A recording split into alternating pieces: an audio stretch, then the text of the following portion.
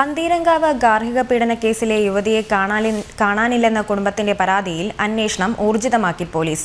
യുവതി ഡൽഹിയിലാണെന്നാണ് അന്വേഷണ സംഘത്തിന്റെ നിഗമനം.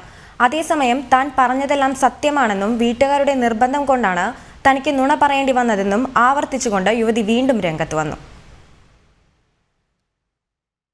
യുവതിയെ കാണാനില്ലെന്ന് കാണിച്ച് കുടുംബം നൽകിയ പരാതിയിൽ പോലീസ് അന്വേഷണം നടന്നു വരികയാണ്. ഇതിനിടെ യുവതി ബന്ധുവിനയച്ച വാട്സാപ്പ് സന്ദേശം പിന്തുടർന്ന് കിട്ടിയ ലൊക്കേഷൻ അനുസരിച്ച് യുവതി ഡൽഹിയിലാണെന്നാണ് അന്വേഷണ സംഘം കണ്ടെത്തിയിരിക്കുന്നത്. യുവതിയെ തിരികെ കൊണ്ടുവരാനായി അന്വേഷണ സംഘം വൈകാതെ ഡൽഹിയിലേക്ക് തിരിക്കുമെന്നാണ് ലഭിക്കുന്ന സൂചന.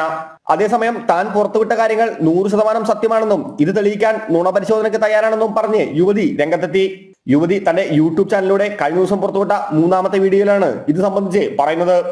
സത്യം പറയാലോ, ഞാൻ വീണ്ടും പറയുവാണ്, എന്നെ ആരും തട്ടിക്കൊണ്ടു പോവുകയോ ഭീഷണിപ്പെടുത്തുകയോ ഒന്നും ചെയ്തിട്ടില്ല. എൻ്റെ സ്വന്തം ഇഷ്ടപ്രകാരമാണ് ഞാൻ മാറി നിന്നത്. കാരണം വീട്ടിലത്തെ ഒരു സിറ്റുവേഷനിൽ അവിടെ നിന്നുകൊണ്ട് സത്യം തുറന്നു പറഞ്ഞിട്ടുള്ളൊരു വീഡിയോ ഒരിക്കൽ പോലും എനിക്ക് റിലീസ് ചെയ്യാൻ പറ്റില്ല. കാരണം അത്രയും ത്രെഡ്സും അത്രയും സമ്മർദ്ദമുള്ള ഒരു അറ്റ്മോസ്ഫിയറിൽ നിന്നുകൊണ്ട് ഒരിക്കൽ പോലും അങ്ങനെ ചെയ്യാനായിട്ട് പറ്റത്തില്ല. കാരണം അത്രയും പ്രഷറാണ് ഞാൻ ആ ഒരു സ്റ്റേജിൻ്റെ ഇനീഷ്യൽ സ്റ്റേജ് മുതലേ ഞാൻ അനുഭവിച്ചുകൊണ്ടിരിക്കുന്നത്. അത്രയും പ്രഷറാണ്.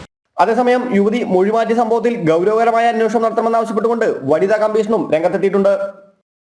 ജനം, കോഴിക്കോട്.